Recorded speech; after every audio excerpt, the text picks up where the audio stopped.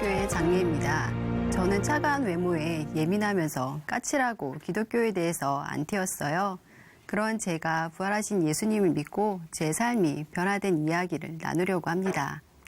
저는 체질적으로 예민했어요. 잠을 자다가도 옆에서 뒤척이거나 작은 소리에도 바로 깼어요. 아이가 잠잘 때 숨소리만 듣고도 감기나 비염이 오는구나 구별할 수 있었고요. 음식을 먹다가도 다른 사람들은 괜찮다고 하는데 나만 맛이 이상해서 안 먹고 했는데요. 그런 음식을 먹으면 영락없이 탈이 나곤 했습니다. 주변 사람들한테도 내 방식대로 까칠하게 대했고요. 아이의 스케줄도 내 마음대로 정하고 완벽하게 따라오길 원했습니다. 저와 똑같은 성격을 가진 친정 아빠와는 항상 평행선이었어요.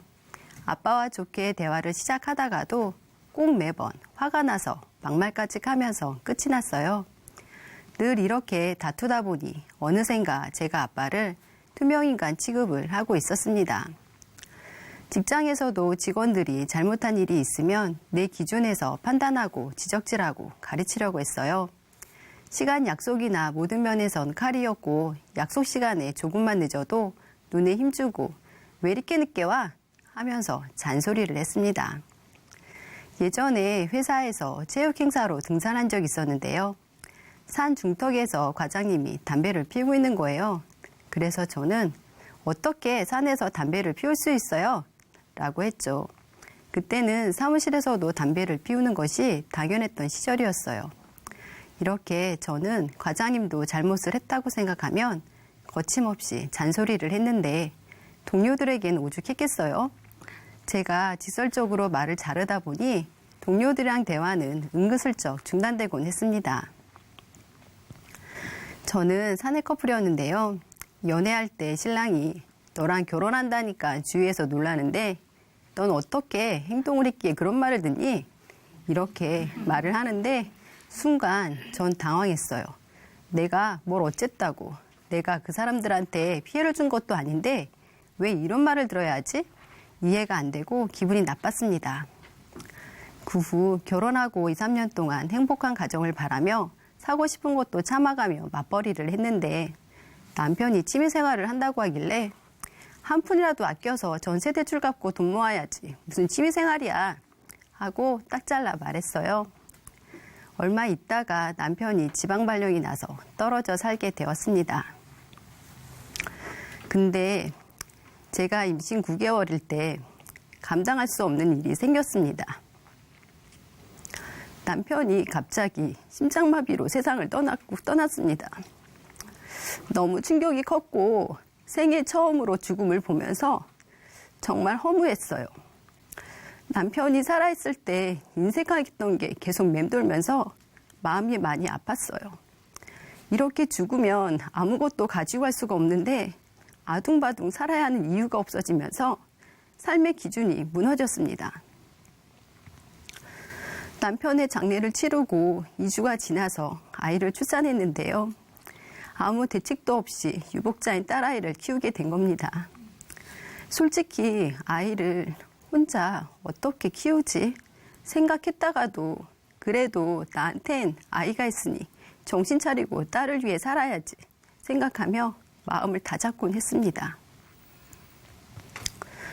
딸이 유치원 때 일인데요. 나는 왜 아빠가 없어? 묻는 거예요. 갑작스러운 질문에 눈물이 나왔지만 아빠가 너무 착해서 하늘나라로 빨리 갔어. 우리는 아빠 없이도 잘 살 수 있지? 대답했어요. 또 하루는 있잖아 엄마 없는 것보다 아빠 없는 게 나은 것 같아. 이러는데요. 어린아이가 이런 생각을 한다는 게 한편으로는 정말 다행이다 싶었지만 아빠 없는 걸 아이 나름대로 받아들이려고 애쓰는 것 같아서 마음이 찢어졌습니다. 까칠하고 거침없는 저였지만 남편도 없이 아이를 혼자 키우는 것이 쉽지가 않았어요. 직장 동료들과의 관계에서도 나도 모르게 의기소침해지고 대인 기피증이 생길 정도였어요.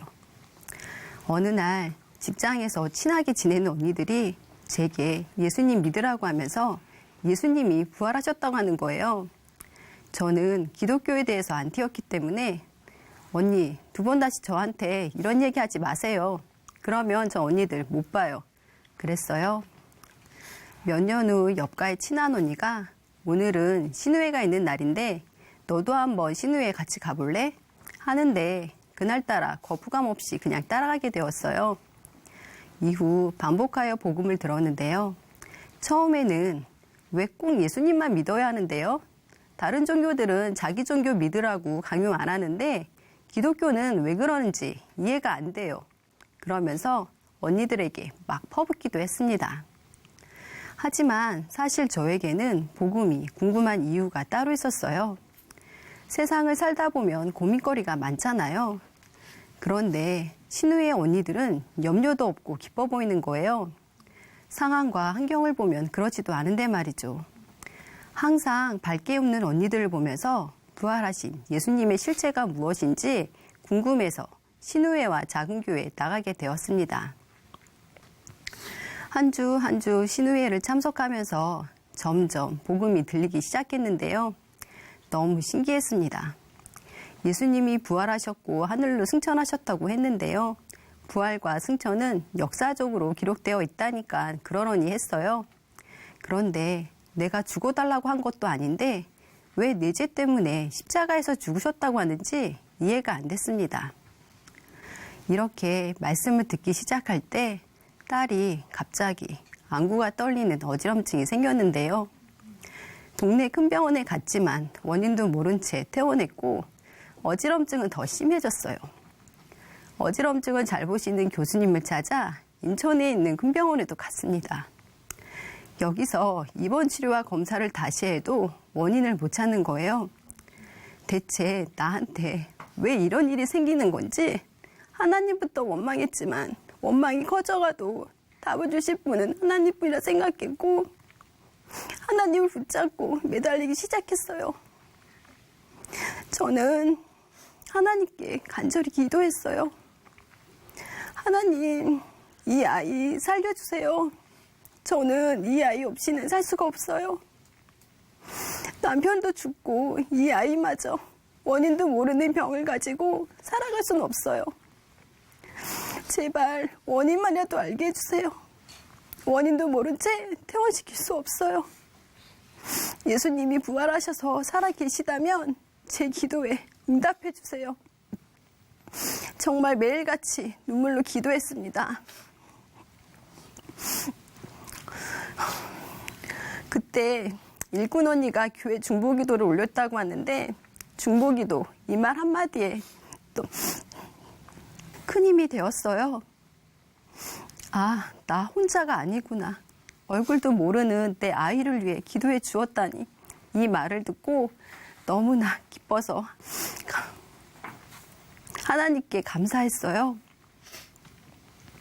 그 후 담당 주치의가 소아신경과로 넘겼는데 뇌파 검사를 통해 아이의 원인에 맞는 약을 찾았고 그 약을 먹고 괜찮아졌어요.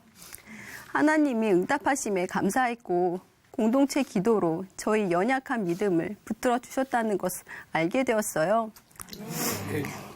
이젠 저가 채찍에 맞음으로 너희는 나음을 얻었나니 이 말씀을 받고 믿음으로 약을 줄여가고 있습니다. 복음을 반복해서 들을수록 하나님께서 모든 사람에게 믿을 만한 증거로 주신 부활이 선명해졌어요.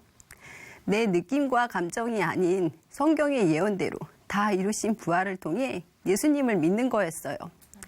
그런데 얼마 전 신우회에서 태초에 말씀이 계시니라 이 말씀이 하나님과 함께 계셨으니 이 말씀은 곧 하나님이시니라 이 요한복음 1장 말씀을 태초에 예수님이 계시니라 이 예수님이 하나님과 함께 계셨으니 이 예수님은 곧 하나님이시니라 이렇게 읽게 되었는데요. 그동안 부활을 통해 예수님이 하나님이라고 지식으로만 알았는데 그 말씀을 읽는 순간 태초에 하나님과 함께 계셨던 예수님이 보이는 거예요. 그 순간 소름이 돋았습니다. 하지만 예수님이 죽고 부활하셔서 내 죄를 다 사해 주셨다 하고 회개하면 된다고 하는데 여전히 이해가 안 됐습니다. 그러다가 얼마 전 아침에 아이를 어깨부터 발까지 주물러 주면서 일어나라고 깨워준 적이 있었는데요. 아이가 못 일어나자 엄마가 힘들게 주물렀는데 그만 좀 일어나라 했는데 갑자기 짜증을 내면서 누가 주물러 달라고 했어? 이러는 거예요. 이 말을 들을 때 예전에 제가 했던 말이 생각이 났습니다. 누가 죽어달라고 했어? 그러면서 하나님 마음을 생각하게 되었어요. 딸의 말 한마디에 엄마인 내가 이렇게 마음의 상처를 받고 서운한데 하나님 아버지는 어땠을까? 정말 죄송하고 부끄러웠습니다. 2000년 전에 십자가에서 죽으신 예수님이 내 죄 때문에 대신 죽으셨다는 걸 알게 되었어요. 레위기 4장에 보면 평민 하나가 죄를 범하면 아면소에게 안수를 하고 자기 죄를 전가시켜서 직접 내 손으로 아면소를 죽여야 했어요. 그런데 하나님께서는 하나뿐인 아들 예수님을 이 땅에 어린 양의 제물로 보내셨다는 겁니다. 아, 내가 죄인이구나. 죄에서 쓴 사망인데 반드시 죽어야 하는데 나 대신 예수님이 죽으셨구나. 이 예수님이 나의 주인이었구나. 알게 되니 마음이 너무 아팠습니다. 내가 주인 되어 아이 문제, 아빠 문제, 인간관계의 문제들이 생길 때마다 하나님께 온전히 맡기지 못해서 힘들었어요. 이 정도면 저도 믿음의 분량대로 한 거라며 더 이상은 못한다고 선을 그었어요. 내 감정이나 환경이 힘들다 싶으면 나는 할 수 없다고 내 안에 계신 예수님을 밀어냈던 중심이 내가 주인된 죄였어요. 예수님의 사랑으로 부활이란 증거를 주셨는데 주인으로 모시지 못한 저의 중심을 회개하게 되었습니다. 예수님의 부활로 내 죄가 다 사해졌다는 확신이 생겼고 도마처럼 예수님을 나의 주, 나의 하나님이라고 저도 고백하게 되었어요. 아멘. 지금도 살아계신 예수님을 주인으로 영접하였습니다. 아멘.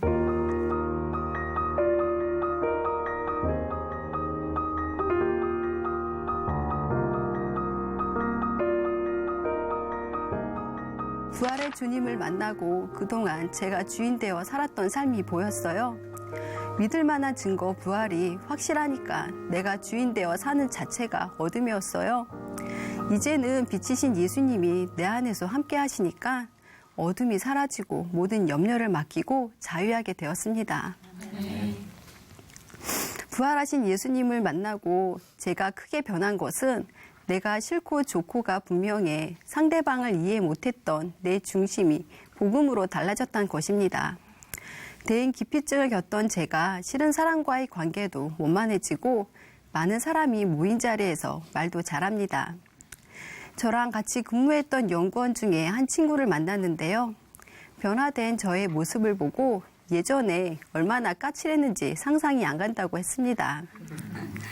신우회에서 어느 직원이 제 얼굴이 너무 밝아져서 놀랍다고 하는 거예요. 예전에 그 친구가 입사할 때 제가 남편을 잃고 힘들 때였는데요. 저의 차갑고 굳은 인상이 깊게 남아있었다 하더라고요. 이렇게 예수님을 주인으로 믿고 나서 인간관계에 막혀있던 문제를 해결받고 저는 어느새 사명자가 되어 있었어요. 예전에 복음을 들었을 때 이해가 안 되면 강하게 반박하고 핍박을 했었고요. 또 교회까지 다니는 시간과 비용, 몸이 힘들겠다는 앞선 생각으로 계산을 하곤 했었거든요. 이랬던 제가 지금은 직원들이나 주변 사람들에게 복음을 전하게 되었어요. 그런데 복음을 듣던 친구들이 이런 말들을 하는 거예요. 언니가 원래 이렇게 말을 잘했어? 야, 너무 종교에 빠지지는 마라. 예전에 교회 나갔었어? 이해가 교회를 나가? 이러는데요. 제가 복음을 전하는 모습을 보면서 다들 똑같은 반응으로 저를 신기하게 쳐다보는 거예요. 예전에 제가 주인 때였던 모습이 얼마나 심했다고 이런 말을 듣는지 저도 신기했습니다. 얼마 전에 인사이동으로 다른 곳으로 가야 했는데요. 직원들에게 복음을 전하고 싶었어요. 곰곰이 생각하다가 떠나는 날 천연 비누를 예쁘게 포장해서 선물했어요. 포장 입부분에다가는 복음으로 삶이 변한 사람들의 이야기를 유튜브에서 찾아보라는 내용을 붙여서 직원들에게 하나씩 나눠주면서 부활하신 예수님을 믿어보세요. 이렇게 말하기도 했습니다. 복음으로 하나님 아버지에 대한 사랑을 알게 되면서 친정 아빠에 대한 자식 사랑을 알게 되었어요. 아빠는 사랑이란 표현이 어색했을 뿐이고 다 큰 나도 아빠 눈에는 어린애로 보였던 것 같아요. 예전에는 제가 친정아빠를 투명인간 취급을 했었는데요. 지금은 아빠도 부활하신 예수님을 만나 천국 갈 수 있게 역사해 주시길 기도하고 있어요. 네. 주일에는 교회에 함께 오시고 교회에 오시면 얼굴이 환해지십니다. 복음을 듣기 전에는 딸한테는 아빠의 빈자리가 건드리기만 해도 아픈 상처였고 그냥 가슴속에 묻어둘 수밖에 없었어요. 그런데 얼마 전 교회 중고등부 예배에서 아빠 없는 걸 하나님께 해결받고 싶다고 아이가 간증을 썼어요. 요한복음 말씀에 영접하는 자, 그 이름을 믿는 자는 하나님의 자녀가 되는 권세를 주셨고 내 아버지, 곧 너의 아버지, 내 하나님, 곧 너의 하나님이라 하셨습니다. 네. 저와 아이가 예수님을 주인으로 영접했으니까 하나님께서 내 아버지뿐만 아니라 민주의 아버지시구나. 하나님이 우리와 함께 하시고 책임져 주시는구나. 네. 감격이 몰려왔고 마음이 시원하게 뻥 뚫렸습니다. 네. 영원히 해결할 수 없는 문제라고 생각했는데 그걸 보고 그동안 무거웠던 짐을 내려놓게 되었어요. 중고등부 예배 때 딸아이는 예수님이 주인이라고 고백을 하였고 사춘기 시기인데도 비밀 없이 터놓고 얘기하며 잘 지내고 있습니다. 얼마 전에는 딸이 친구들하고 대화 중에 엄마 이야기가 나왔는지 우리 엄마는 언니 같고 친구 같아 이렇게 말을 했다는 거예요. 그런 말을 들으니 너무나 기쁘고 하나님께 감사했어요. 저는 남편의 죽음도 힘들었지만 딸의 원인도 모르는 아픔이 너무 컸는데요. 이를 통해 저를 복음 앞에 서게 해주셨다는 것을 깨닫게 해주셨어요. 민주의 아픔이 내 아픔인 줄만 알았는데 하나님 아버지가 더 아파하셨음을 알았습니다. 예민하고 까칠한 성격으로 늘 피곤하였고 특히 하나밖에 없는 딸은 제 인생의 전부였기 때문에 책임감으로 힘겨운 삶을 살았어요. 이제는 주인이신 예수님께 온전히 맡기게 됐고요. 하나님께서 저에게 아이를 선물로 주셨고 귀한 동역자를 붙여주셨다는 것을 알게 되었어요. 그리고 가족이 부활신앙으로 하나가 되게 해주셨습니다.